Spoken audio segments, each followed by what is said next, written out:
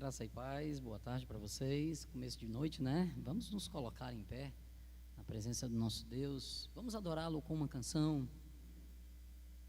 Só nele nós vamos confiar. Amém, irmãos? Aleluia.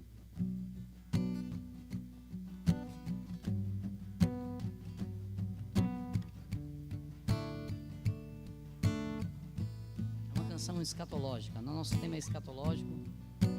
Vamos cantar algo que fale sobre escatologia bíblica.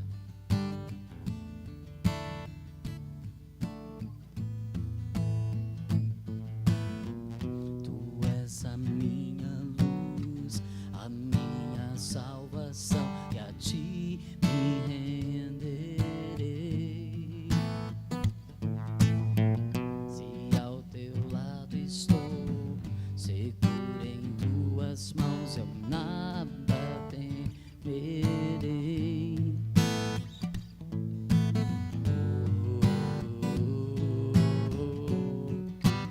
Tu és santo, ó Senhor.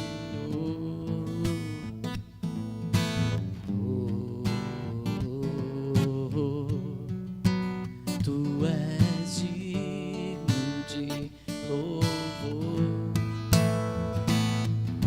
Só em ti confiarei, eu nada temerei.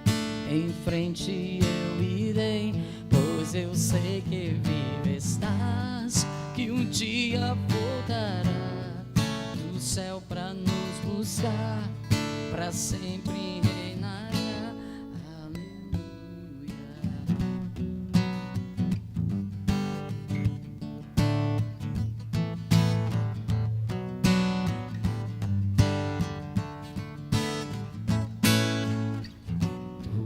A minha luz, a minha salvação, e a ti me renderei.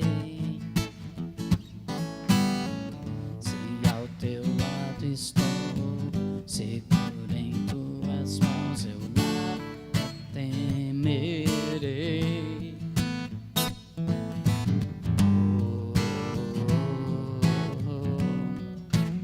Tu és santo, ó Senhor.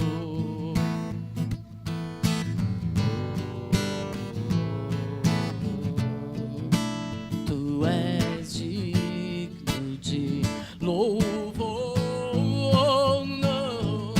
Só em ti confiarei, eu nada temerei. Em frente eu irei, pois eu sei que vivo está, um dia voltará do céu pra nos buscar, pra sempre reinará. Aleluia. Só em ti confiarei, eu nada temerei. Em frente eu irei, pois eu sei que vivo estás, e um dia voltará do céu pra nos buscar, pra sempre reinará. Aleluia.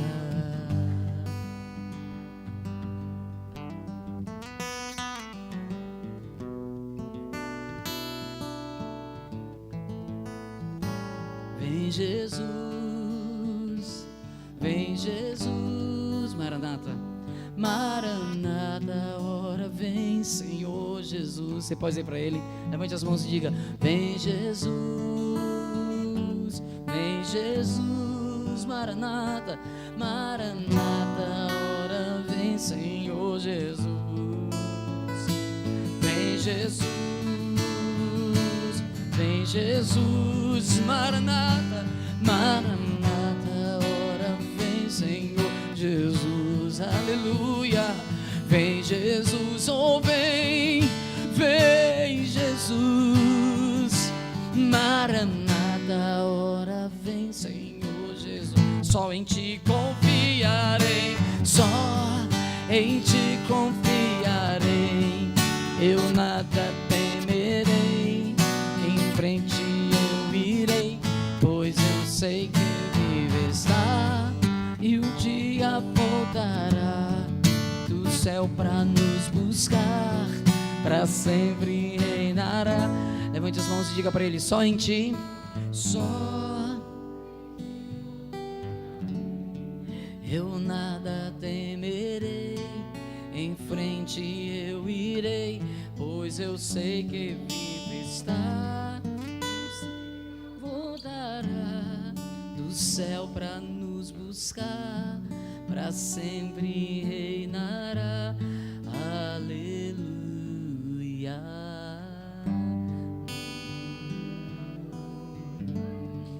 Aleluia. Aleluia. Eu sei que vivo estás, um dia voltará. Está muito breve. Do céu para nos buscar, para sempre reinará. Aleluia.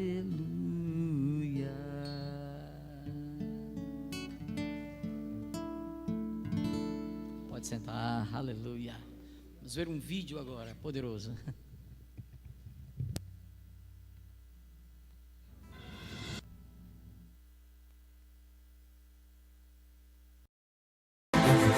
A Palavra de Deus falada.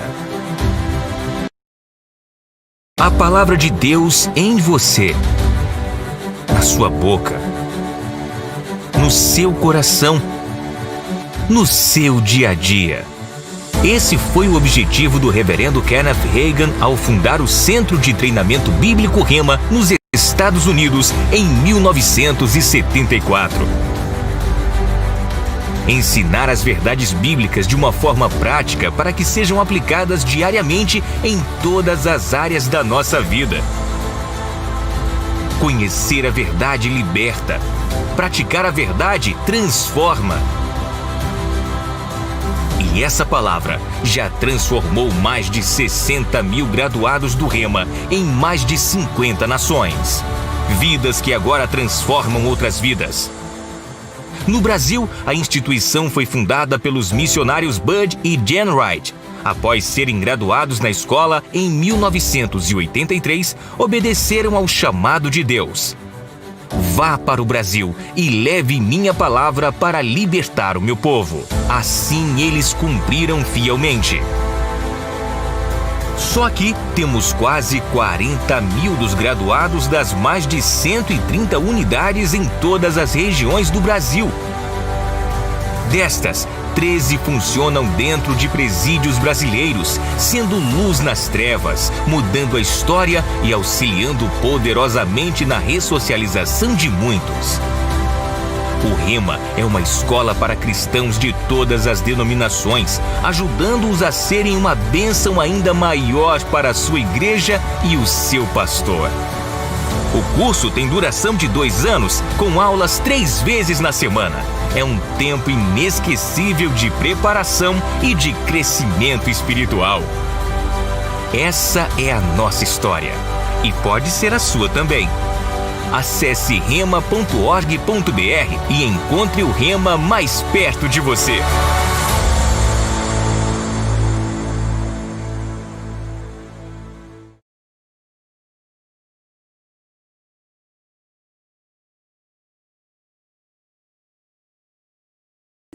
Entrar lá no site e encontrar o Rema mais perto de você. Você já está no Rema. Diga assim comigo: eu já estou no Rema Curitiba. Olha só, que alegria ter você aqui conosco. Vocês que estão nos visitando pela primeira vez, sejam muito bem-vindos.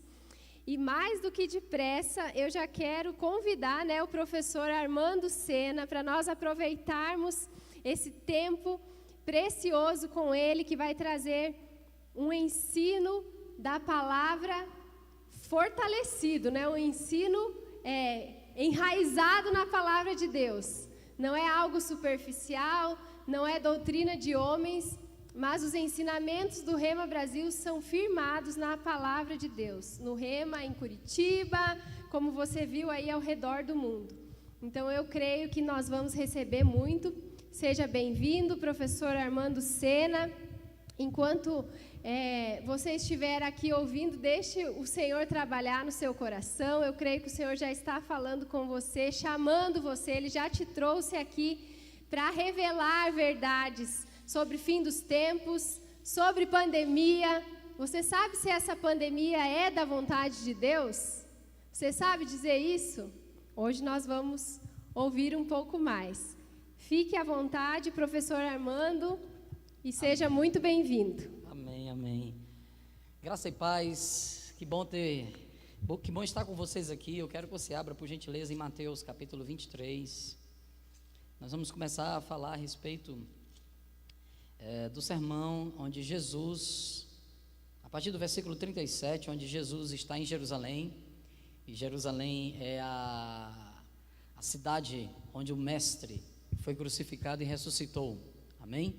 É o coração de Israel, e hoje, não sei se os irmãos sabem, mas Jerusalém, apesar de estar naquele território, ela não pertence a Israel, ela pertence à ONU, às Nações Unidas, né? E existe todo um conflito entre judeus, árabes, muçulmanos, e até mesmo cristãos, católicos, ortodoxos, gregos da igreja ucraniana, enfim, todo mundo quer ter aquele pedaço para si, né? Mas de fato ele é reivindicado pelos judeus e é reivindicado também pelo povo árabe, pelos muçulmanos.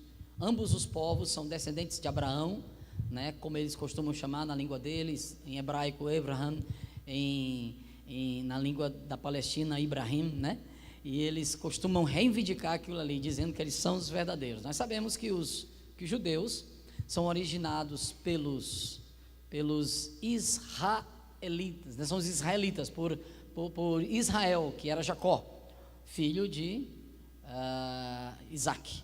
E também sabemos que os povos árabes deram o seu início através da mistura dos descendentes de Esaú e dos descendentes de Ismael, filho de Abraão, Ismael, Esaú, que era também filho de Isaac. E juntou os dois e deram origem aos povos árabes, que vão dar origem a muitos povos, né, da Península Arábica, que vão também percorrer aquela região do Oriente Médio. Enfim, em resumo, o islamismo nasceu ali, né?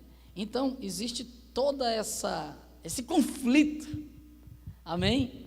Que nós podemos chamar de conflito escatológico. Por quê? Porque a palavra escatologia, ela significa o estudo dos fins dos tempos. E há muita especulação em cima disso. E nós estamos vivendo numa época que não deixa de ser escatológica, porque cada dia que passa fica mais escatológico, né? Cada dia que passa é mais perto do tempo do fim. Cada dia que passa a gente está chegando no fim. Mas nós não sabemos exatamente quando será o fim, no sentido de vivenciá-lo, mas sabemos que Jesus nos deu sinais. E ele vai falar desses sinais aqui em Mateus 24. E a gente vai ver se a pandemia faz parte desse sinal ou não. Amém? Então Jesus está em Jerusalém, ele vai ser crucificado aqui, nesse tempo, ele vai ser crucificado em Jerusalém. E em Jerusalém estava o templo feito por Herodes. Na verdade, ele foi embelezado por Herodes, né? Ele foi feito logo depois que o povo de Israel voltou cativo da Babilônia. Fizeram um templinho ali, menor do que o templo de Salomão, que houvera sido destruído antes por Nabucodonosor em 586 a.C. Depois que eles voltaram em 558, né, eles voltaram na sua terceira leva, foram reconstruir os muros de Jerusalém, foram reconstruir o templo, fizeram um templo menor, houveram muitos conflitos ali, e mais ou menos no ano 35, 36 antes de Jesus, o Herodes assume, e no ano 20 ele começa a fazer o embelezamento do templo. Quando Jesus vem, esse templo está grande demais, e Jesus não morava em Jerusalém. Jesus morava lá em cima, em Cafarnaum, mas ele está em Jerusalém para a festa da Páscoa, e ele vai morrer ali, sendo crucificado, e vai ressuscitar também, amém? E aí ele chega em Jerusalém, no versículo 37 do capítulo 23, ele diz: Jerusalém, Jerusalém, tu que matas os profetas, tu que apedreja aqueles que são enviados. Então Jesus fala de algo que sempre aconteceu em Jerusalém. Jerusalém é uma cidade de morte, apesar de ser tida para muitos como uma cidade santa, mas na verdade Jesus sempre tratou ela como uma cidade de morte, né? Então ele diz aqui: tu que matas os profetas, que apedreja quem é enviado, quantas vezes eu quis te juntar os teus filhos, como a galinha junta os seus pintinhos debaixo das asas, mas tu não quiseste.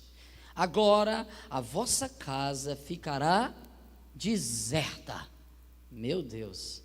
Pois eu vos digo, desde agora não me verei mais, até que vocês digam, ele disse em hebraico, Baruch haba b'shem Adonai, que significa, bendito é aquele que vem em nome do Senhor. Em outras palavras, Jesus disse, vocês não me verão mais, até que vocês me reconheçam como Messias de vocês. Aleluia. E aí vamos iniciar o capítulo 24, que o assunto não terminou, na verdade está só começando. Amém? E aí no verso 1, saindo do templo, então Jesus disse isso, entrando em Jerusalém, ele disse isso, porque havia uma profecia no Antigo Testamento que dizia que o Messias pisaria no Monte das Oliveiras e entraria de forma triunfal em Jerusalém e reinaria a partir do templo. Isso vai acontecer. Amém? Mas todo mundo, inclusive os discípulos, estavam achando que era aqui o momento, que esse era o momento, porque Pedro no capítulo 16 já tinha reconhecido na frente de todo mundo que Jesus era o Messias. Eu digo, tu és o Messias, tu és o Cristo, tu és aquele que a gente está esperando. Só que o foco, tanto dos discípulos como de todo Israel, em relação às profecias do Messias, não era o Messias, o tipo de Messias que Jesus realmente veio mostrar na sua primeira vinda, o Salvador, aquele que iria morrer, amém?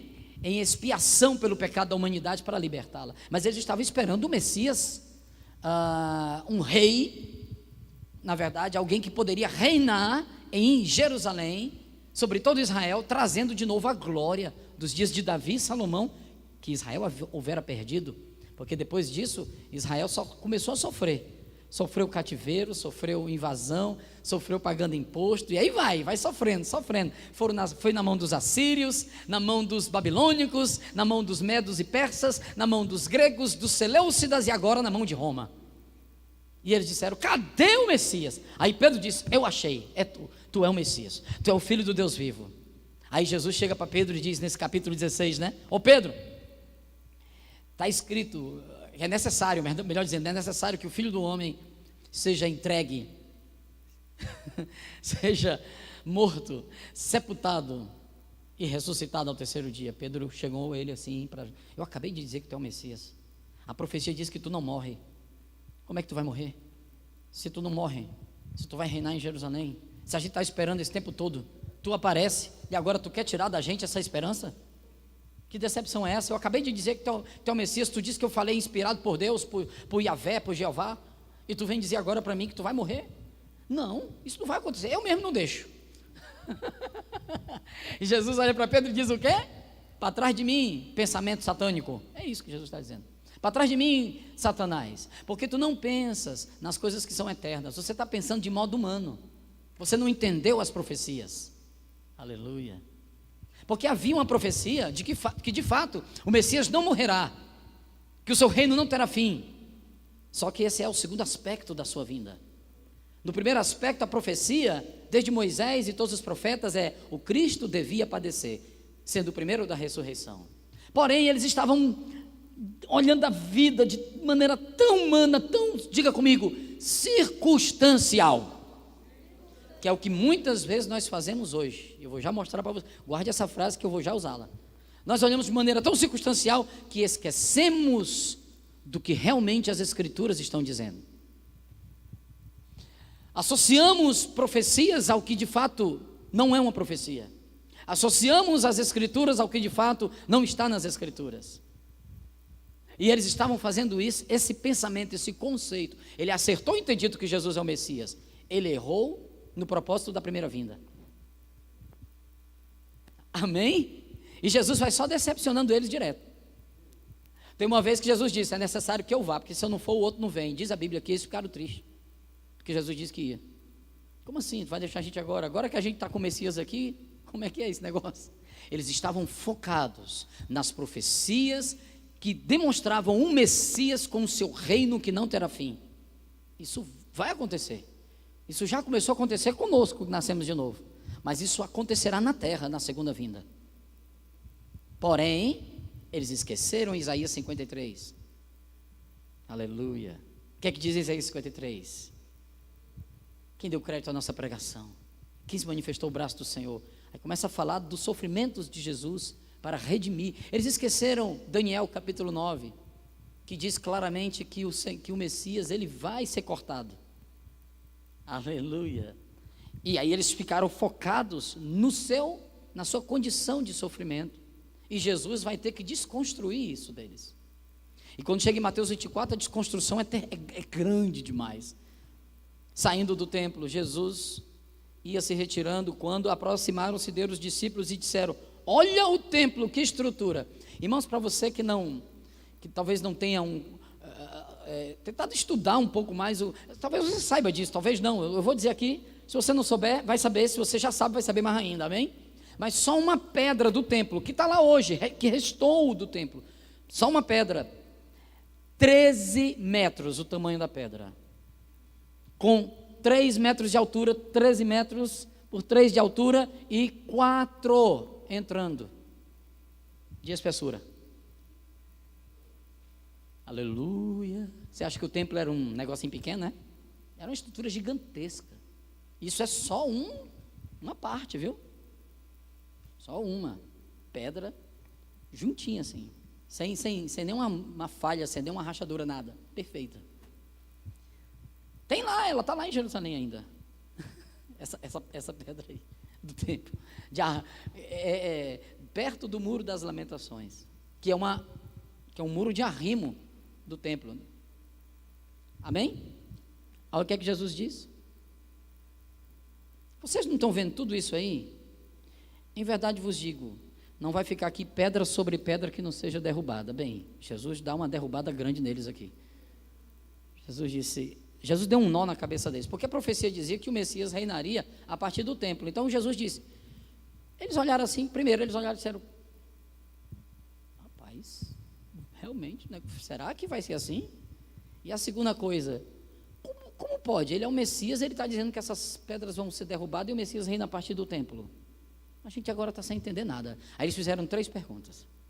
Senhor, no Monte das Oliveiras, eles chegaram aqui e disseram, o verso 3, então diz para nós, quando é que vai acontecer isso? Isto é, quando o templo vai cair e a cidade vai ser destruída? Segunda coisa, qual é o sinal da tua vinda? Então, peraí, então fala para nós, quando é que vai vir para valer mesmo? Quando é que é o negócio mesmo? E quando é que vai ser esse fim do mundo? Quando é que vai chegar esse tempo? Aí Jesus vai citar vários fatos aqui, que as pessoas confundem hoje, com sinais de arrebatamento, e não são sinais de arrebatamento. Diga comigo, Jesus não se ocupou em ficar explicando sobre arrebatamento, mas ele fala da sua segunda vinda. O arrebatamento, irmãos, ele vem antes da segunda vinda. E hoje você está ouvindo que essa pandemia é um sinal da vinda do arrebatamento. Não tem nada a ver. Aleluia. A pandemia não significa que as coisas estão no fim. Pelo contrário, já existiu pandemia pior do que essa.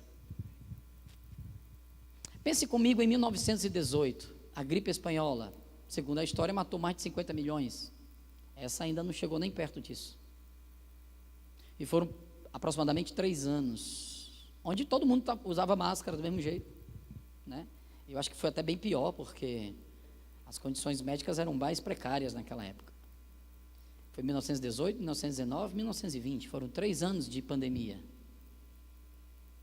Não era uma pandemia tão mundial quanto essa, porque também não existiam tantos aviões como hoje. Aleluia. Amém? Agora pense comigo, 1906, avivamento da Rua Azusa. 1906, Los Angeles, um dos maiores avivamentos que a igreja já experimentou de forma global.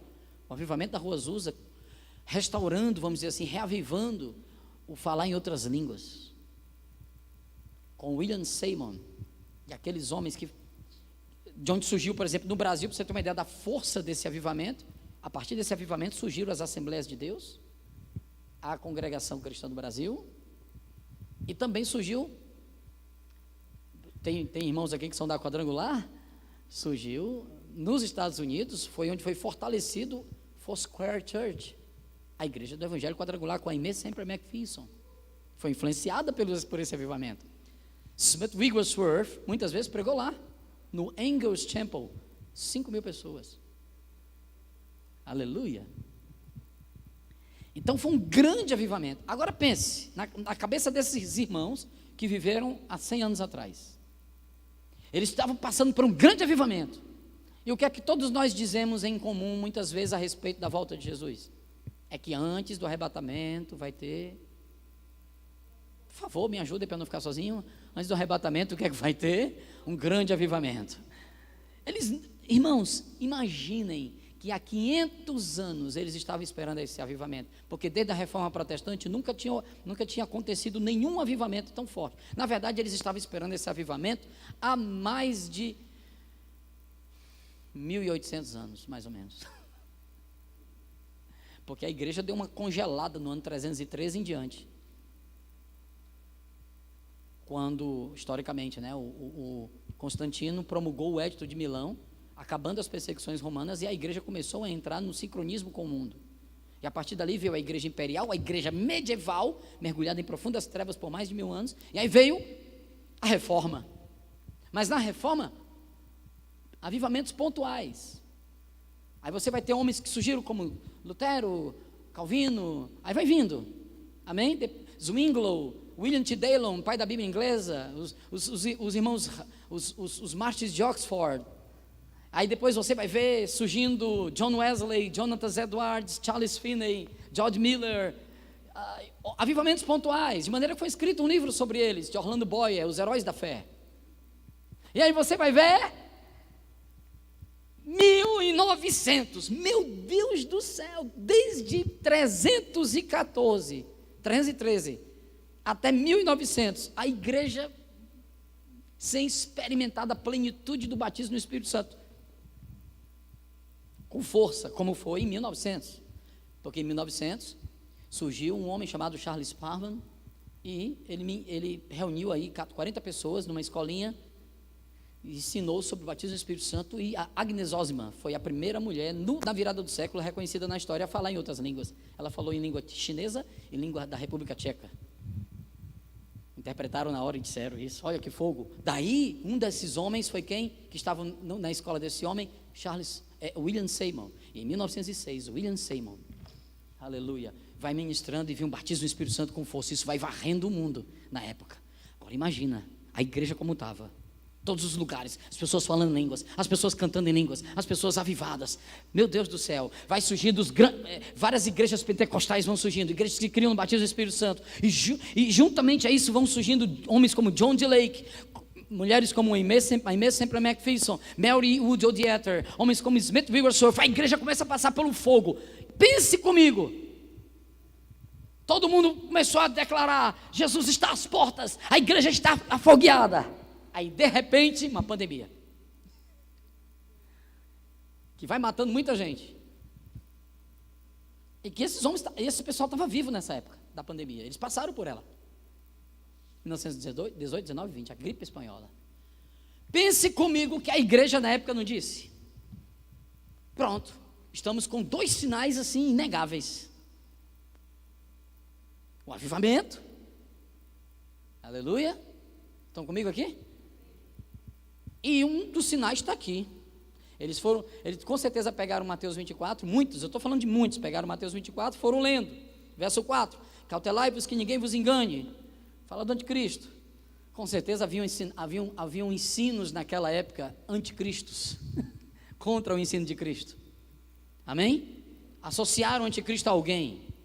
Em 700, depois de Cristo, em 622 surgiu o islamismo, e em 700, tinha um homem, um pai da igreja chamado João Damasceno, ou Jorge Damasceno, depende da tradução do nome dele, que ele afirmou, o anticristo é islâmico, com o surgimento do islamismo em 622. Mais na frente, com a Europa, com o papado na Europa crescendo, com tudo aquilo, começou a ideia de que o anticristo era romano. com o Papa, e Delbrando, Gregório Magno, os anticristos aí que morreram. Eles disseram que os caras eram anticristos, mas eles morreram e não foram, entendeu? Aleluias. Aí depois foram surgindo os templários na França, que geraram os Illuminates, a turma da maçonaria, e vai. Eu estou assim, dando uma geral. Anticristo é daí, acabou não sendo. Depois veio a Guerra Fria nos Estados Unidos, com a União Soviética há pouco tempo atrás, na década de 80 aí, e quem é o anticristo? Mikhail Gorbachev. Outra linha dizia que o anticristo era o Papa João Paulo II. Não foram. Hoje estão dizendo que é a nova ordem mundial. Então as pessoas estão sempre especulando em uma coisa onde Jesus nem está falando, diga comigo, ele nem está falando de arrebatamento. A pergunta dos discípulos não foi quando vai ter o arrebatamento, a pergunta foi quando é o fim do mundo, qual é o sinal da tua vinda e quando é que o templo vai cair. Aleluia. Glória a Deus. Vocês estão começando a pegar a minha linha de raciocínio a respeito da pandemia? Perfeito, eles foram continuando, e Jesus foi falando, antes, os sinais do fim do mundo e da minha vinda e da queda do templo acautelai-vos de que ninguém vos engane. Deixa eu dizer uma coisa para vocês, eu fiquei sabendo essa semana disso, que eu fui pesquisar, e aí, graças a Deus, a gente pesquisa e acha, né?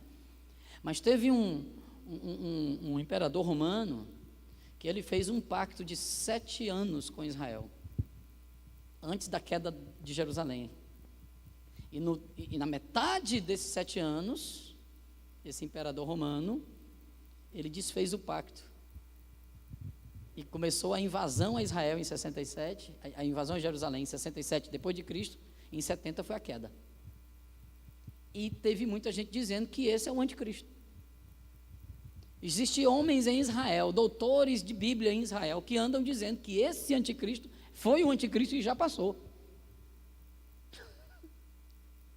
Então, nós não podemos achar que circunstâncias, amém? Amém até aí? Não podemos achar que circunstâncias devem determinar o que as Escrituras dizem. É o contrário. É a Escritura que determina. E a gente não pode ser leviano nas nossas afirmações. Eu estou fazendo pontuando algumas coisas. E Jesus vai dizendo, acautelai-vos que ninguém vos engane, pois muitos virão em meu nome dizendo eu sou o Cristo e enganarão muitos. Deixa eu dizer outra coisa. Logo após a morte de Jesus, surgiu um cara, eu não me lembro o nome dele, dizendo claramente que ele era o Messias, e muitos judeus acreditaram. Um pouco depois da morte de Jesus, quase 100 anos depois da morte de Jesus, surgiu um outro chamado Simão Bar Cokhba. Esse daí, meu Deus do céu, chegaram a dizer, ele é o Cristo. E ele era apoiado por um rabino chamado Artivar. Quando Jerusalém já tinha sido destruída, o templo já tinha sido derrubado, esse cara surgiu querendo levantar o templo, querendo restaurar o templo. E ele faz uma revolta contra os romanos. O imperador era o Adriano na época. Aí o Adriano fica com raiva dele, mais ainda dos judeus, por causa da revolta, e manda expulsar tudo que é judeu de Jerusalém. E manda matar Simão Bar Cokhba. Simão Bar Cokhba sai fugido. E aí o que acontece? O Adriano muda o nome da cidade de Jerusalém para Hélia Capitolina. E muda o nome da terra de Israel para Palestina. Foi daí que surgiu esse nome. Que significa terra dos filisteus em latim. Que é justamente para afrontar Israel. O povo que foi sempre inimigo de Israel. Olha que coisa interessante. Os irmãos estão compreendendo como já houveram muitas coisas na história onde levou aquela geração que vivia aquilo a achar que ali era o momento? E os irmãos estão compreendendo que Jesus não está falando de arrebatamento, ele está falando dos sinais da sua vinda. O arrebatamento é antes da vinda. O arrebatamento ele é num piscar de olhos, e a qualquer momento. Quem vai falar de arrebatamento para nós é Paulo. Paulo diz, eu vou dizer um mistério para vocês, uma coisa que ninguém ainda falou, um segredo. Nem todo mundo vai morrer, mas todo mundo vai ser transformado. No momento, no abrir e fechar de olhos, ao soar a última trombeta, os mortos ressuscitarão primeiro, nós que ficarmos vivos seremos transformados e nos encontraremos com o Senhor nos ares. Aleluia! Diga comigo, o arrebatamento é a qualquer momento. Não tem sinal iminente. Nada é um sinal para o arrebatamento, é a qualquer momento. É na hora que o Senhor quiser. Jesus vai dar um toque em Lucas capítulo 21, que é a mesma coisa de Mateus 24, só que Lucas enfatiza isso. Jesus diz: acautelai-vos, que os vossos corações não se sobrecarreguem com a glutonaria. A palavra glutonaria é a palavra grega para amigo dos prazeres. Amém? Com a glutonaria, para você viver amigo dos prazeres, nem com a embriaguez, e a expressão ali para embriaguez não é somente bebedeira, mas é você viver tão alienado do propósito de Deus que você passa desapercebido, e com os cuidados da vida. E aquele dia, que aí já é a tribulação, é chamado de aquele dia, o grande dia do Senhor, ou o dia do Senhor, o dia da vingança do nosso Deus, o dia da ira do Senhor, é a tribulação. Vos pegue de surpresa, porque pegará a terra de surpresa como um ladrão e um laço. Aí Paulo diz: vocês não estão nas trevas, para que aquele dia pegue vocês de surpresa. Aleluia. Tudo bem até aí? Tá ficando bom. Então, em Mateus, Jesus continua: olha, vocês vão ouvir falar de guerra, de rumor de guerra. Quanto sabe que guerra sempre existiu? E o mundo diz, uma vez eu tentei dizer: olha, o arrebatamento está chegando, vocês estão vendo quantas guerras? Aí o cara disse: não, já teve guerra pior do que a de hoje. E é verdade, já teve. Então Jesus diz: vocês vão ouvir falar de guerra, de rumores de guerra, mas fique tranquilo, não é o fim. Agora você pode dizer comigo: professor, quando é o fim? Fique com a sua Bíblia aberta em Mateus 24 e vá comigo para 1 Coríntios 15, para a gente ver quando é o fim. Você sabia que o arrebatamento não é o fim? Gente, eu vou deixar vocês com um gostinho na boca, porque vocês precisam fazer um rema, tá? No rema vão ser 7 dias aí dessa matéria, aleluia. Aqui a gente só tem 45 minutos. Amém? E a gente vai tá falando da pandemia, já vou usar o nome da pandemia. 1 Coríntios 15, 20. Mas de fato, Cristo ressuscitou dentre os mortos, e Ele foi feito o primeiro dos que dormem, quer dizer, o primeiro a ressuscitar, daqueles que ainda vão ressuscitar.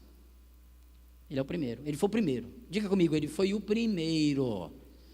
Ok, verso 21. Pois assim como a morte veio por um homem, Adão, né? Adão pecou, e a morte veio por Adão. Fica com isso guardadinho: Adão pecou, e a morte veio por ele. Assim também a ressurreição veio por um homem, Jesus. Pois, assim como todos morrem em Adão, todos serão vivificados em Cristo, cada um na sua ordem. Primeiro Cristo, depois os que são de Cristo na sua vinda. Amém? Ok. Ele diz: então virá o fim. Deixa eu só dizer para você aqui rapidamente: haverá 5 etapas de ressurreição. A primeira etapa já se cumpriu, Cristo foi o primeiro. Em Apocalipse 20, isso é chamado de a primeira ressurreição, mas ela tem 5 etapas, a primeira ressurreição. Apocalipse 20 diz assim: bem-aventurado é quem tem parte na primeira ressurreição, sobre elas a morte não terá mais poder. Se fosse você, eu tinha saltado dessa cadeira de alegria, mas tudo bem. Bem, Smith Wigglesworth, ele ressuscitou 23 mortos, segundo a história da igreja, dos quais 18 estão catalogados, e os outros são extraoficiais. Mas 18 ou 23 já é muito, né? Um já é, né? Imagina 18 catalogados. Mas os 23 que ele ressuscitou morreram de novo, e não ressuscitaram mais. E ele morreu também, e não ressuscitou. Eu não estou falando desse tipo de ressurreição. Estamos falando da ressurreição que não se volta a morrer.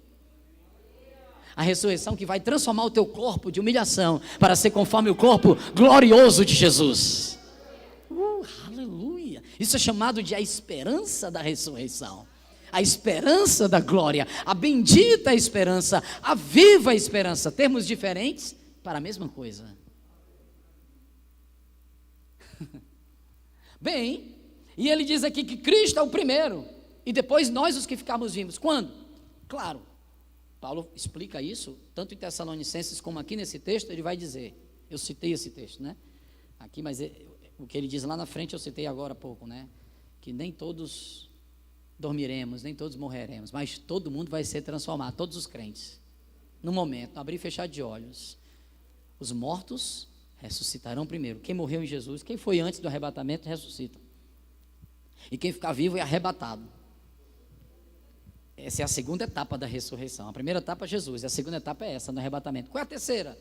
As duas testemunhas que estarão liberadas por Deus aqui na primeira parte da tribulação, que eu e você já não estamos aqui, já estamos lá em cima, no bem bom, aleluia, com o corpo glorificado e com galardão na mão, um prêmio pelo que você fez, pelo que você foi obediente, amém?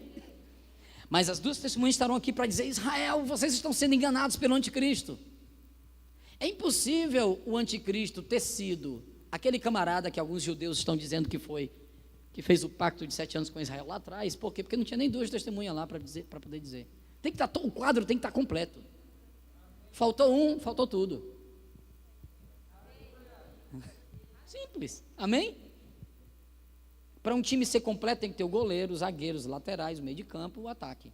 Faltou um, faltou tudo. Senão o cenário não está completo. Enfim, voltando aqui, então as duas testemunhas, eles vão morrer na metade da tribulação, e ao terceiro dia deles mortos no chão, diz a Bíblia que eles vão se levantar e vão ressuscitar, e vão subir com o corpo glorificado. Uau, é o terceiro grupo. Quem é o quarto grupo? O quarto e o quinto grupo vão ressuscitar no final da tribulação, que são os mártires da tribulação, aquele camarada que não aceitou a marca da besta.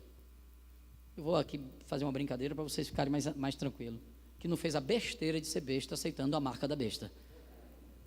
Aleluia, amém? Você não pode ficar preocupado com a marca da besta, você não vai estar aqui. Vou falar em francês, você não vai estar aqui. Para que você querer saber quem é? Tudo é especulativo. Aleluia. Mas o que é certo é que você vai ressuscitar, é que você vai receber um corpo glorificado, amém? A tribulação são 7 anos, no terceiro ano e meio, as duas testemunhas ressuscitam, é o terceiro grupo, e no final, antes da batalha do Armagedon, e antes de Jesus vir, na segunda vinda, antes dele vir, sua segunda vinda, com poder e glória, no qual todo olho verá, do oriente ao ocidente, como o relâmpago que sai do oriente se mostra no ocidente, assim será a vinda do Filho do Homem. Diz a Bíblia que nós vamos vir com ele, e ele vai salvar Israel das mãos do anticristo, e ele vai iniciar o seu reino milenar, e a gente vai fazer parte disso. Que top! Então, antes desse dia da batalha do Armagedon, que já é o finalzinho da tribulação, os mártires que morreram e os santos do Antigo Testamento ressuscitam, quarto e quinto grupo, e eles fecham a primeira ressurreição. Pegaram isso? Preste bem atenção. Então o fim é isso. Então virá o fim. Quando é o fim? Verso 24. Quando ele tiver entregado todo o reino a Deus, ao Pai, e quando houver destruído todo inimigo, toda autoridade, todo poder, porque convém que ele reine até que coloque todos os inimigos debaixo dos pés dele. Ora, o último inimigo a ser vencido é a morte física. Quando é o fim? O fim começa com o arrebatamento. O arrebatamento é o início. A igreja arrebatada. Vem a tribulação, os 7 anos. Primeiro sinal da tribulação, o engano, o anticristo. Acautelai-vos que ninguém vos engane. É o primeiro selo. Segundo sinal da tribulação, guerras, é o segundo selo. Pode ler lá em Apocalipse 6, é o segundo selo. Terceiro sinal da tribulação, fomes, pestes. Aí o pessoal diz: está vendo? O coronavírus é uma peste, é enviado por Deus. Eu acho que Deus fica lá de cima do céu e faz assim. Eles estão lendo a minha Bíblia mesmo? A Bíblia que eu deixei? Qual é a Bíblia que eles estão lendo? Irmãos, o coronavírus não é sinal nenhum escatológico.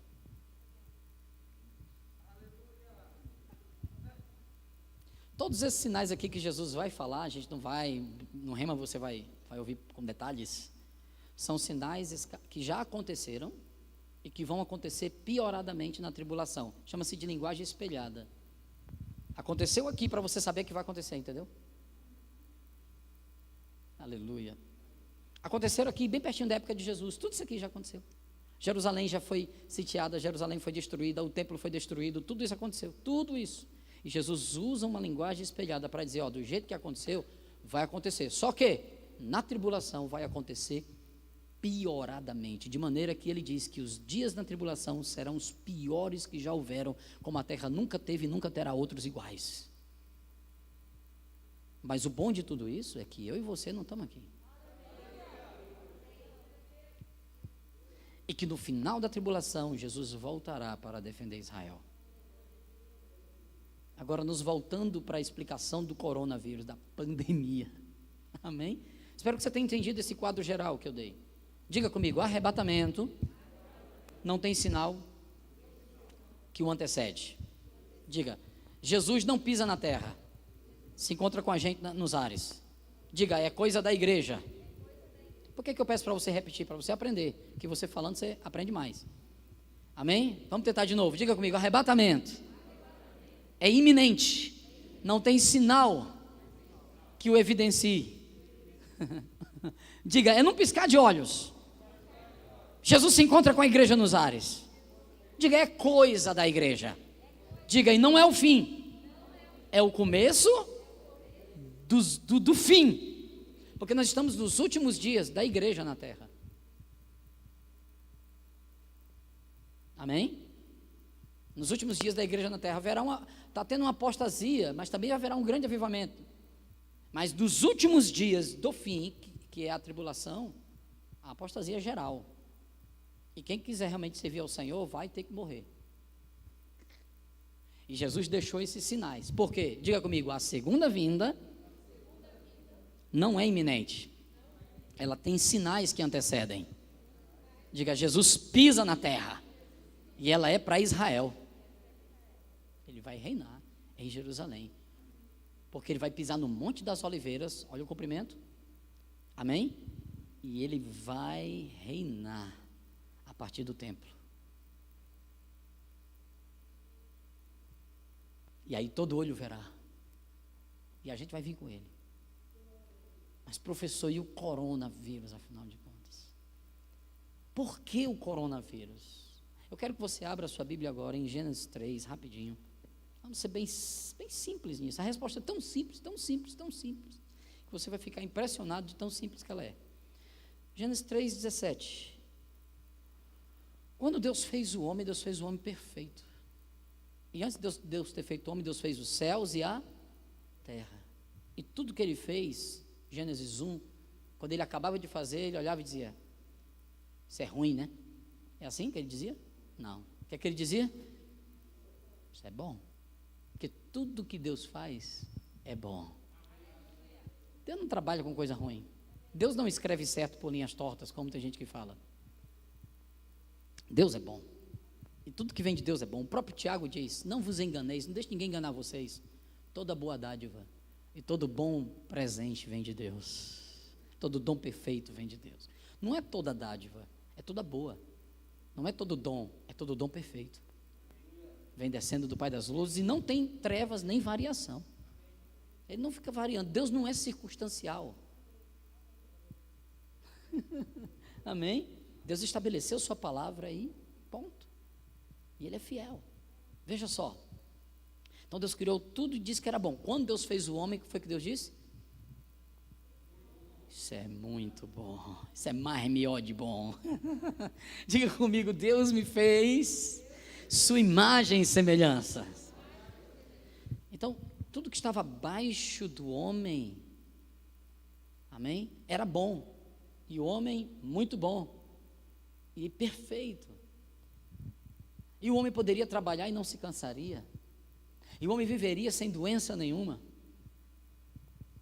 O homem e Deus cooperariam para o crescimento da terra. Deus fez o homem como um cooperador dele. Ele disse, quer saber? Governe, domine, exerça seu domínio, sujeite a terra, ela é sua. Quando você precisar de mim, você pode falar comigo que eu te oriento. É assim que é a vida no Espírito hoje, com Deus, amém? Bem, e a gente sabe o que aconteceu no capítulo 3, não sabe? O homem pecou. E depois do pecado, tudo que está abaixo do homem desmorona. Porque o homem, ele é o ápice da criação. Então tudo que vem abaixo desmorona.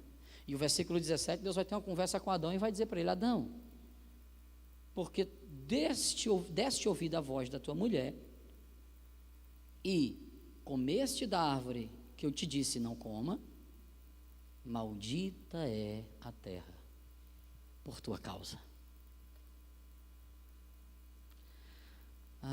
Em fadiga comerás dela. O homem trabalharia, mas não se fadigaria. A fadiga veio por causa do pecado. Todos os dias da tua vida, ela produzirá, a terra produzirá espinhos e abrolhos, e comerás ervas do campo. Do teu suor comerás o teu pão, até que você torne a terra, isto é, até que você morra, porque vieste do pó, e ao pó voltarás. Desde que Adão pecou, a terra entrou debaixo de maldição. E tudo que a terra vai produzir agora não vai ser mais com tanta perfeição. E a gente acha ela linda, né? Imagina sem pecado, como não seria. Não existiam espinhos, não existiam abrolhos, não existia morte. Romanos capítulo 5, verso 12, abra lá rapidinho. Pela ofensa de um só homem, Romanos 5, 12, eu posso citar de cor, mas abra rapidinho. Ele diz: pelo que como por um só homem entrou o pecado no mundo. Quando o homem pecou, o pecado entrou no mundo e o pecado trouxe a morte junto com ele. Porque todos pecaram, né? E a morte passou a todos os homens. Amém, gente? Perfeito. Agora eu quero que você vá para Romanos 8, verso 18. E a gente vai começar a encerrar agora. Amém? Romanos 8, 18.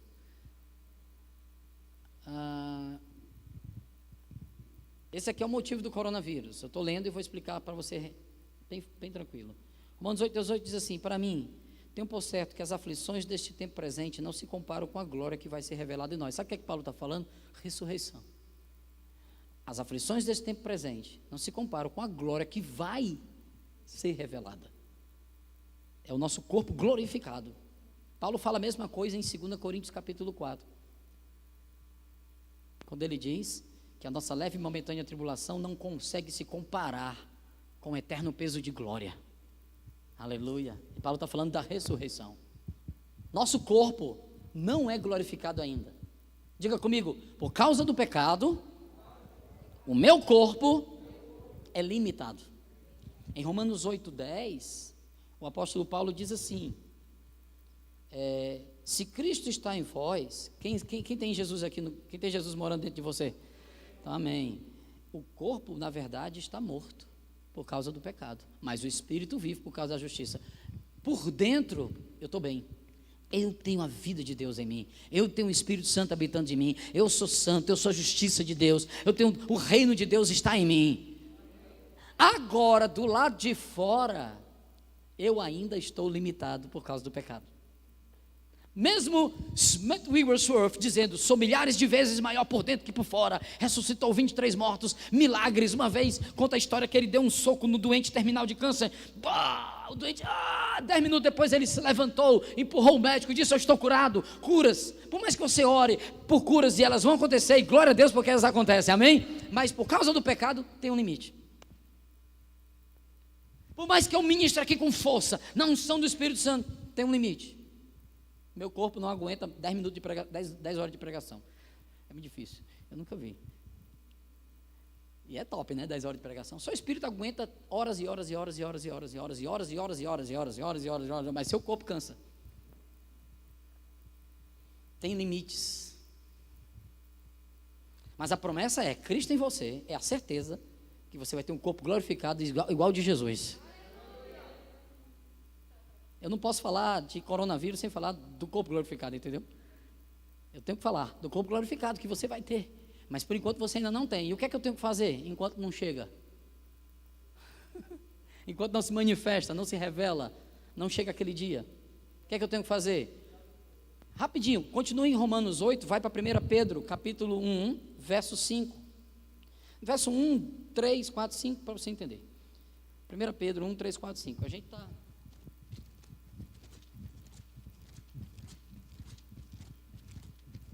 Vocês estão gostando? Está claro? Amém. 1 Pedro 1, 3. Bendito seja o Deus e Pai do nosso Senhor Jesus Cristo, segundo a sua grande misericórdia, nos gerou de novo. Quantos foram gerados de novo aqui? Nasceram de novo. Isso é ser gerado de novo. Gerou de novo para uma viva esperança através da ressurreição de Jesus. Olha que lindo. Versículo 4. Para uma herança incorruptível. Meu corpo não morre mais, incorruptível. Incontaminável, não se contamina. Imutável, não murcha. Aleluia. Preparado nos céus. Amém? Para vocês. Que pelo poder de Deus, quando você nasceu de novo, o poder de Deus entrou na sua vida. Pelo poder de Deus, vocês são guardados. O que é que eu tenho que fazer com esse meu corpo até lá? Enquanto o meu corpo é limitado, eu sou guardado pelo poder de Deus, mediante a minha fé. Eu creio e eu falo. Mediante a minha fé, eu sou guardado pelo poder de Deus para a salvação que está preparada para se revelar no último dia. Então, até chegar esse tempo, o que é que eu faço? Vivo em fé. Por que é que eu ando pela fé? Porque não se manifestou ainda. Então, desde que o homem pecou, o homem passou a enfrentar 3 problemas: espiritual, mental e físico. Jesus veio para destruir as obras do diabo. Jesus disse: espera aí que eu vou resolver esse negócio. E ele na cruz, resumindo, ele já resolveu o nosso problema espiritual. Diga comigo, ele já resolveu o meu problema espiritual. Diga, ele é o Cordeiro de Deus que tira o pecado do mundo. Ele me reconciliou com Deus. Ele me tornou sua justiça. Ele me fez receber o seu Espírito. Romanos 8:10. Se Cristo habita em vocês, o corpo na verdade está morto por causa do pecado, mas o Espírito vive por causa da justiça. E quando sabe que depois do 10 vem o 11? Aleluia. E se o Espírito daquele que dentre os mortos ressuscitou Jesus habita em você, ele também vai vivificar os vossos corpos mortais pelo Espírito que em vós habita. Olha que coisa top. Então Jesus resolveu o nosso problema do lado de dentro. E na minha alma, como é que ficou resolvido? Ele deixou a palavra dele para eu mudar a minha maneira de pensar, para eu melhorar a minha maneira de pensar, minha maneira de sentir. Sua palavra renova minha alma, renova minha mente, me deixa pensar como Deus pensa. Eu posso pensar como Deus pensa, eu posso falar como Deus fala, porque eu sou filho dele, minha natureza. Agora, meu corpo, juntamente com tudo aquilo que é físico, ainda não ficou resolvido. Eu posso neste corpo agora andar segundo o meu espírito, mas existe diga comigo, um limite. Eu posso praticar a vida de Deus sem limites, amém, eu posso, mas na questão física, limite. E a terra ainda está debaixo desse limite, dessa influência do pecado de Adão. Mas Jesus disse: eu em você é a esperança que esse negócio tem fim.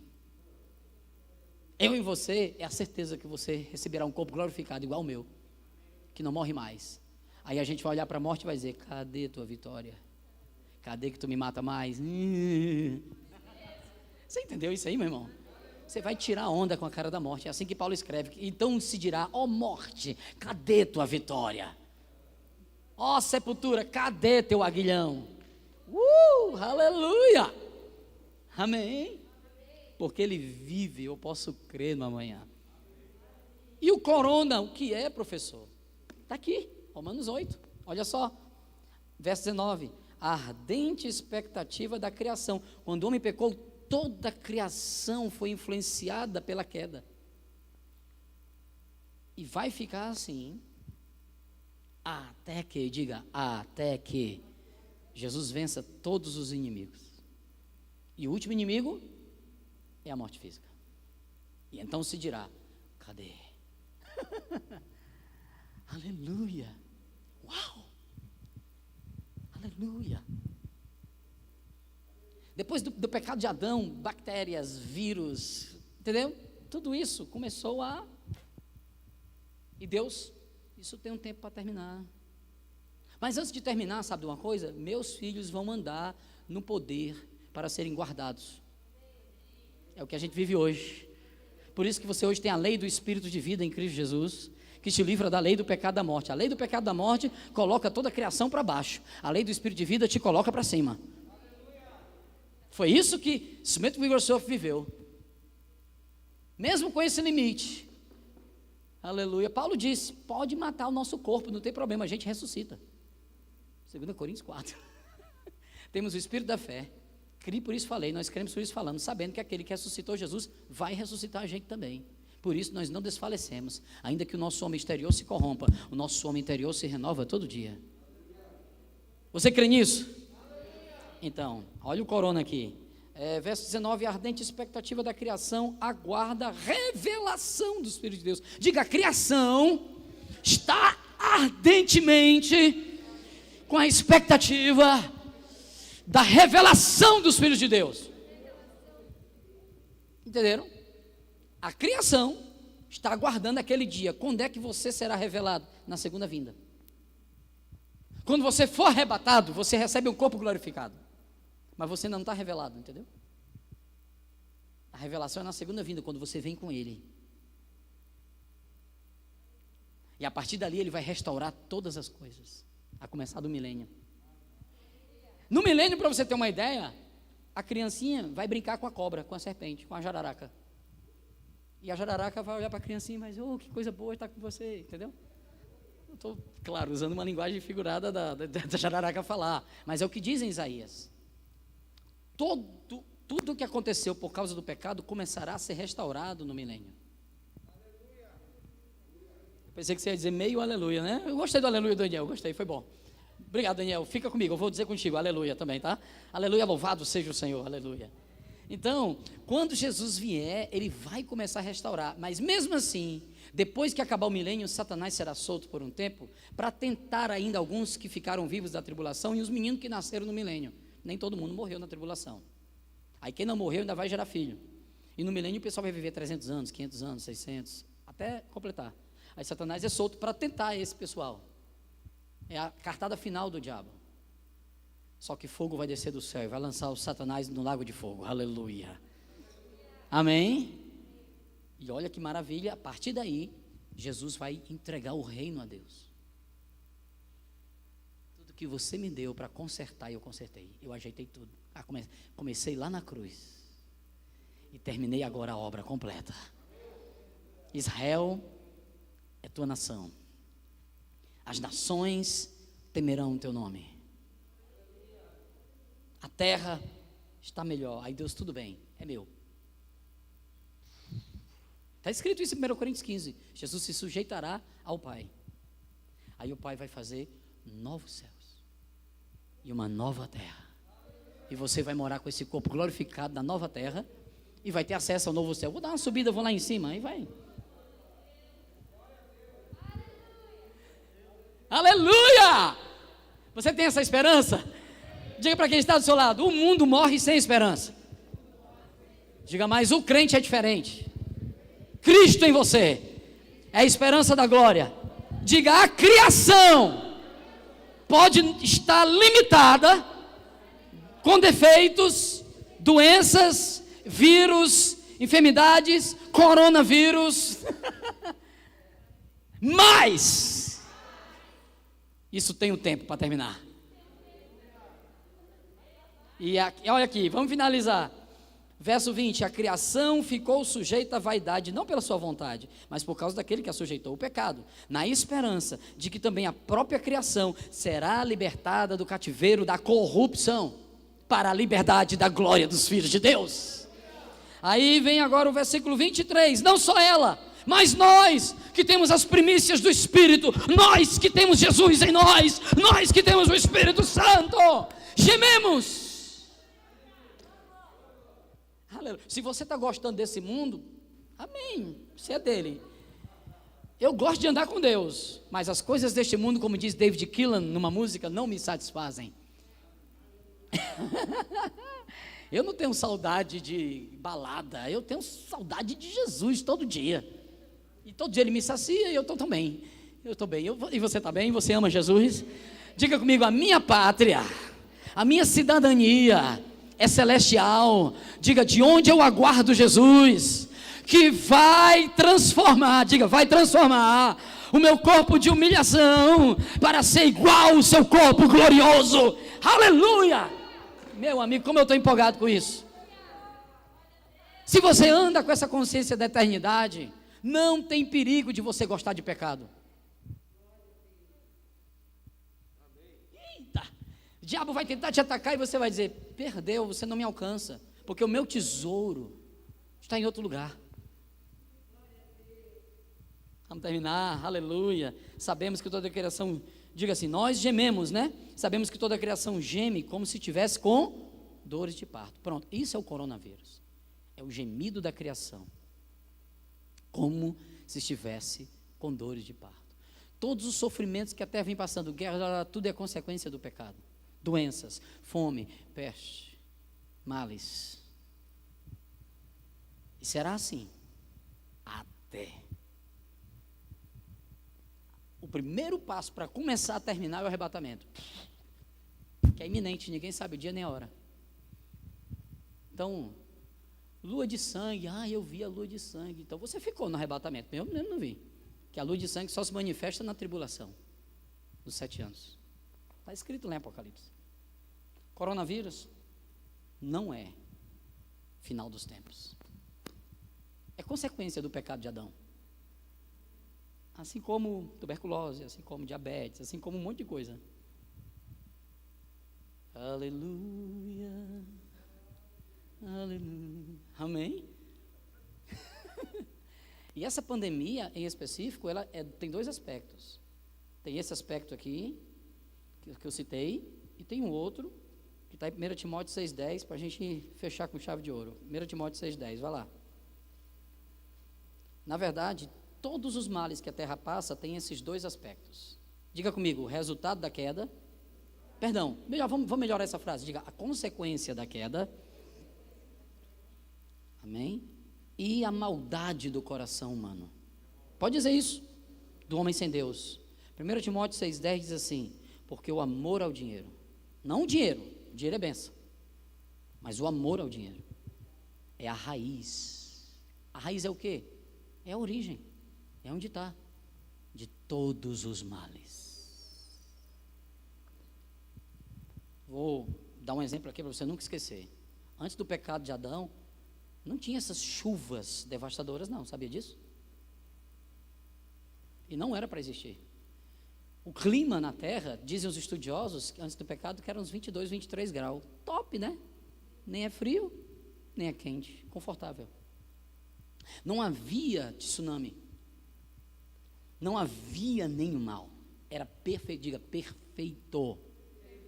O pecado começou a trazer na natureza consequências, e a natureza começou a sofrer, a criação geme. Nós que temos o Espírito Santo, gememos, e o Espírito Santo também geme em nós, aguardando aquele dia maravilhoso, onde tudo começará a voltar. Na verdade, a origem começou quando Jesus ressuscitou, voltar à origem, do lado de dentro, mas do lado de fora, plenamente começará, é a redenção do nosso corpo. Amém? Nosso espírito já foi redimido, o nosso corpo não nasceu de novo ainda, você sabe disso, né? Quando você recebeu Jesus, seu espírito é novinho, mas seu corpo continua do mesmo jeito. Se estava envelhecendo, continua envelhecendo, não voltou, ou rejuvenescer, olha, voltei uma criança, não. Amém? Mas o que acontece? Desde o pecado, a terra começou a sofrer. Então, imagina só um cenário com chuvas terríveis, chuvas torrenciais, aquela coisa mesmo pesada, numa cidade como Belo Horizonte, vamos supor. Já que já tem aqueles declives ali, tudo bem. Mas a maldade do coração dos governadores, que não fazem na cidade áreas que possam escoar água. que não usam as verbas para poder deixar as pessoas morando em um lugar que dê segurança, que a estrutura das casas não tem segurança por causa do quê? Ganância, o amor ao dinheiro. Você soma a natureza que está sendo afetada, amém? Pelo pecado de Adão, que está imperfeita, mais a corrupção é a desgraça. Não é Deus. Deus não tem nada a ver com isso. Deus, o Espírito Santo, que é Deus, está aguardando, gemendo por aquele dia. Você que tem a primícia do Espírito está gemendo. E a terra também está gemendo. Deus não tem nada a ver com isso. E o diabo? Ele nem precisa, porque tem um bocado de cabra que gosta dele, que faz por ele. Você entendeu o que eu estou dizendo? A maldade do coração humano. Satanás é o Deus de século. Satanás é mau, Satanás é ruim. Mas sabe que tem coisas que não são obra diretamente do diabo, é a maldade do coração humano mesmo. E o diabo é apenas aquele que sugestiona e que influencia. Mas você só aceita se você quiser. A corrupção é a maior desgraça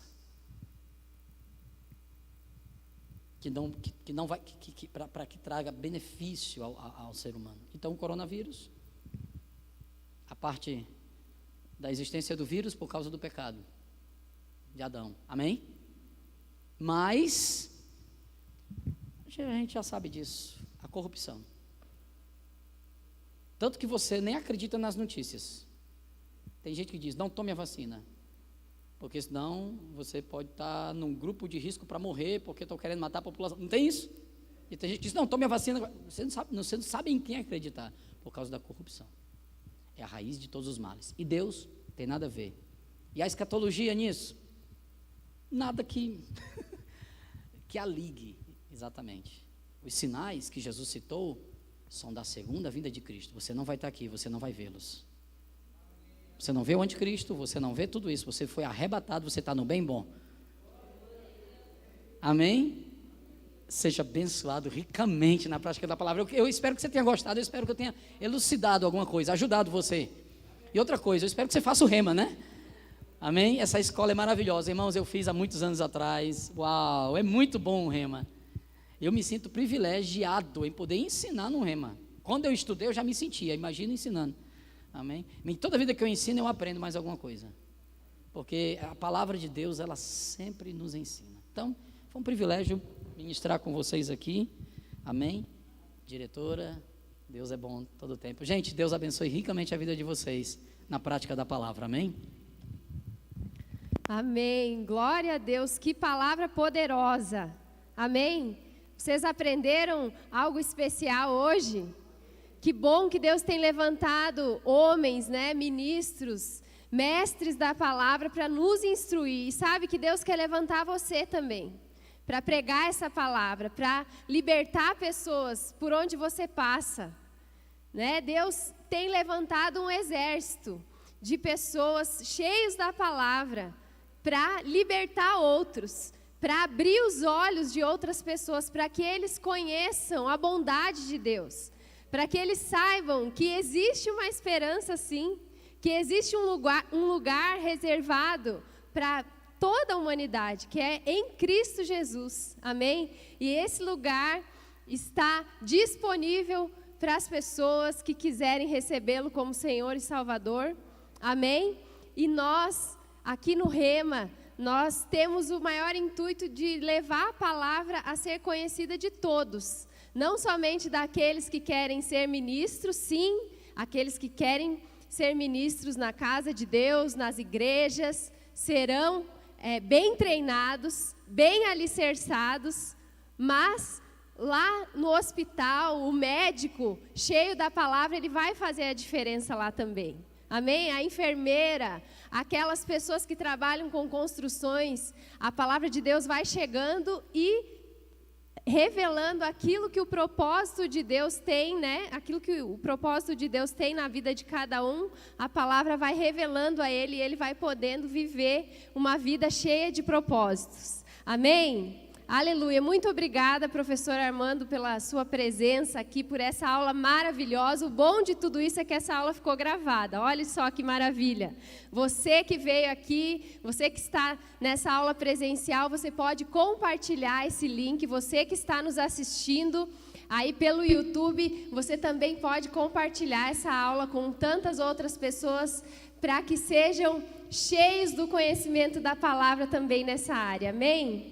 E eu não podia deixar de convidar você a fazer algo muito especial agora.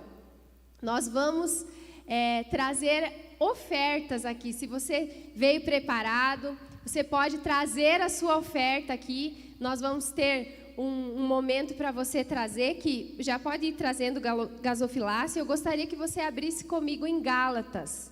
Você pode abrir a sua Bíblia aí em Gálatas, capítulo 6. Amém. Aleluia. Gálatas capítulo 6, versículo 6. Diz assim. Amém? Todos encontraram?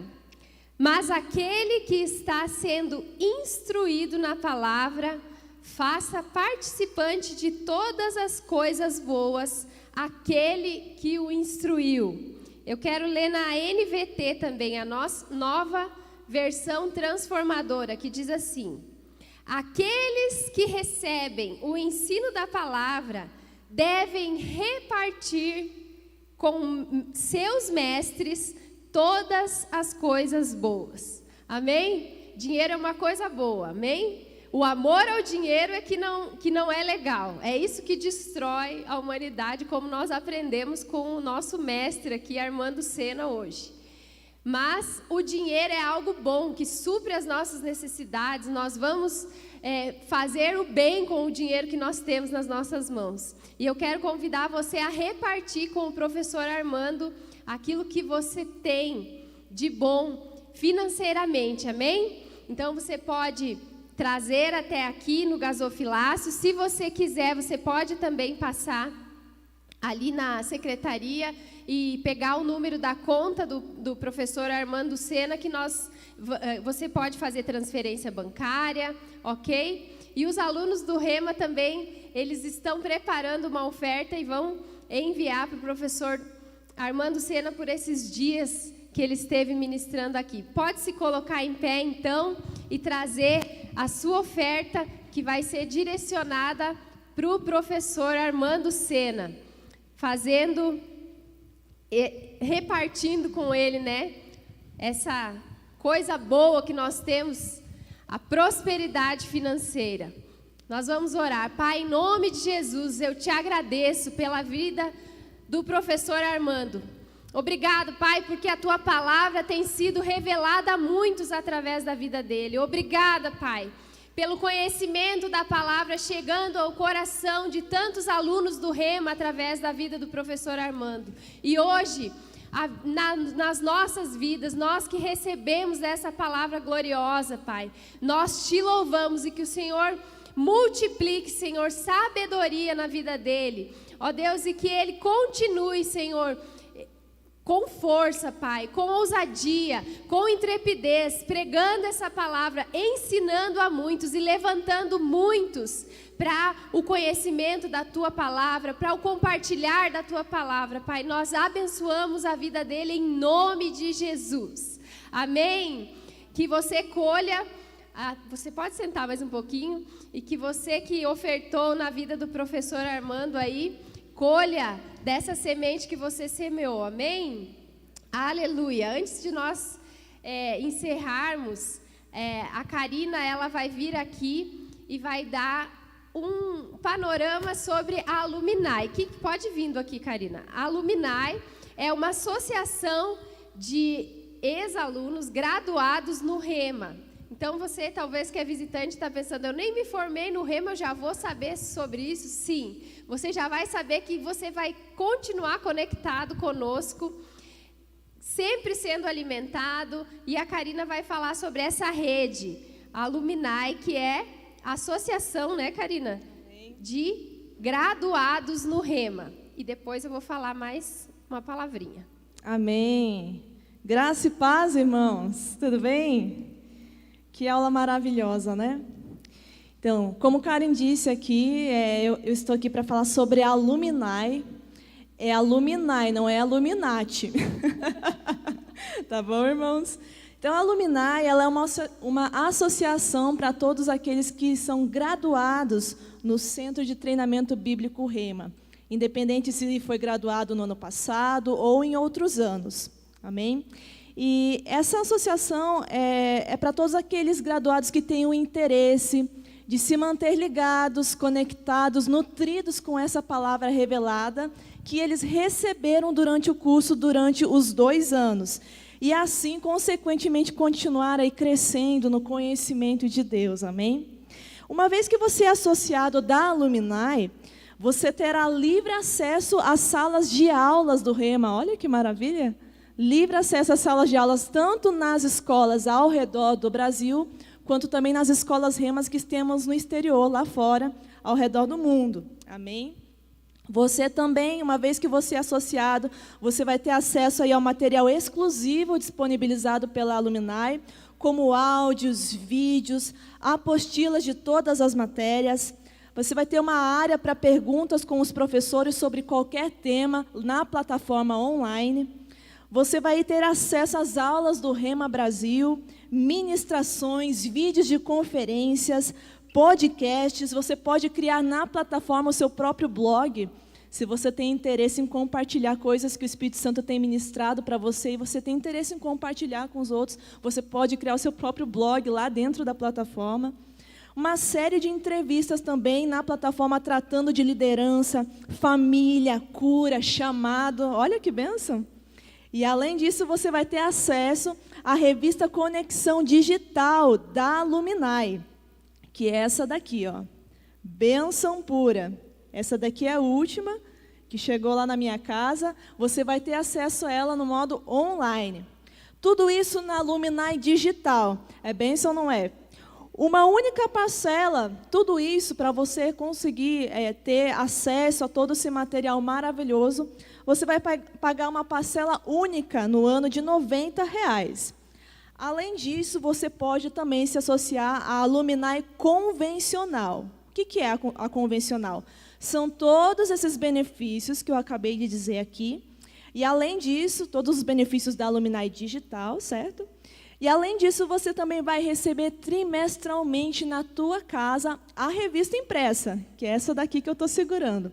Além disso, da revista impressa, você também vai receber na tua casa um livro da editora Rema Brasil. Olha que bênção! Bênção pura. A Alumni Convencional, com todos esses benefícios que eu acabei de dizer aqui, ela tem o preço da anuidade de R$ 130. Amém? E eu quero pedir agora, por gentileza, nós temos o vídeo, divulgação da Alumni aí, já está prontinho? Pronto? Então vamos ver esse vídeo maravilhoso.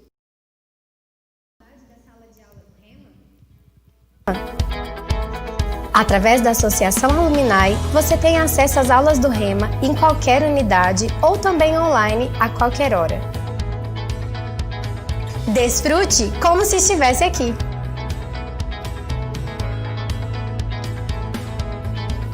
São 16.000 horas de aula de todas as matérias com diversos professores. E, além disso, na rede Alumni você tem acesso exclusivo a ministrações, podcasts, áudios e vídeos de eventos e muito mais. Você pode se associar à nossa Alumni Digital e você terá acesso a todo o nosso conteúdo online. Ou ainda, se associar à nossa Alumni Convencional. E, além de todo o conteúdo online, você ainda tem acesso à nossa revista Conexões impressa e um livro da nossa editora Rema Brasil Publicações. O que você está esperando? Não seja apenas um graduado, seja um Alumni.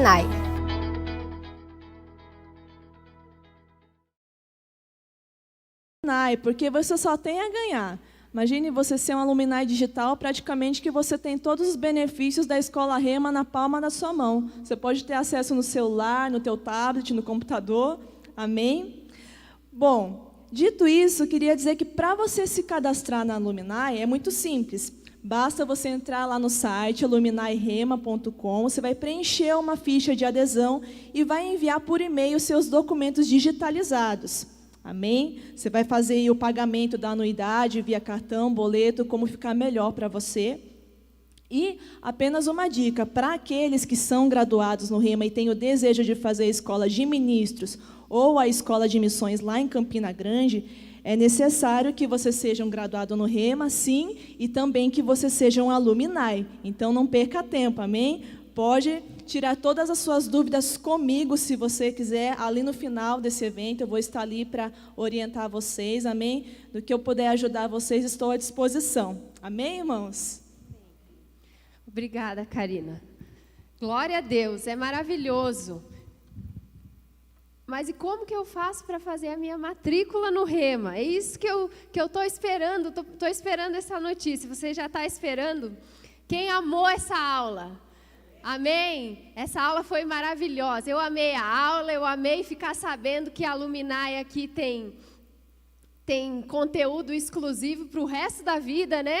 Depois que eu me formar, eu vou continuar recebendo esse alimento sólido da palavra de Deus pela vida de tantos professores, mas como que eu posso fazer? Olha só a notícia que eu tenho para vocês, e essa notícia é fresquinha. Você pode fazer a sua pré-inscrição hoje. Hoje mesmo você já pode fazer a sua pré-inscrição, e no dia 17 de setembro, 17 desse mês que nós estamos, a sua matrícula já estará lá no sistema do Rema. Você já pode deixar os seus documentos, o seu contato, tudo pronto, que no dia 17 de setembro as matrículas estão abertas e o seu nome já estará lá matriculado para 2021. E olha, as vagas são limitadas. Nós temos vagas limitadas no Rema aqui em Curitiba, então você tem que correr e fazer sua matrícula. Você já pode passar no final ali no balcão e tirar todas as suas dúvidas, ok? Foi um prazer recebê-los aqui. Muito obrigado mais uma vez, professor Armando Sena, toda a equipe do Rema também que está trabalhando aqui. E fiquem na paz de Cristo e sejam abençoados praticando essas verdades. Amém? Amém. Glória a Deus.